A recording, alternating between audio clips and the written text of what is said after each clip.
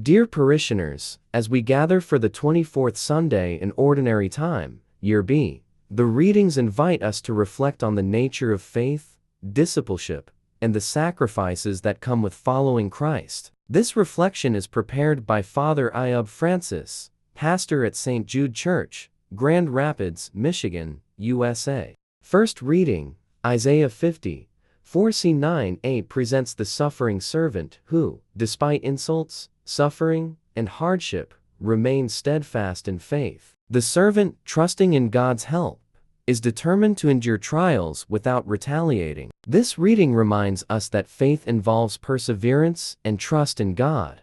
Even when life gets difficult, we are called to rely on God, who stands with us in times of distress. Psalm 116 verse 1-6 and 8-9 is a song of thanksgiving for God's saving help. The psalmist expresses gratitude for being rescued from death and affirms a desire to walk in God's presence. This psalm encourages us to remember and give thanks for the moments when God has delivered us from challenges. It invites us to cultivate a spirit of gratitude, especially when we experience God's grace in our daily lives. Second reading, James, chapter 2, verse 14-18, emphasizes that faith without works is dead. James insists that our faith must be expressed through actions, particularly in caring for the needs of others. This reading calls us to an active faith, one that goes beyond words and intentions. Our belief in Christ should be evident in how we treat our neighbors, especially the most vulnerable. Gospel reading Mark chapter 8,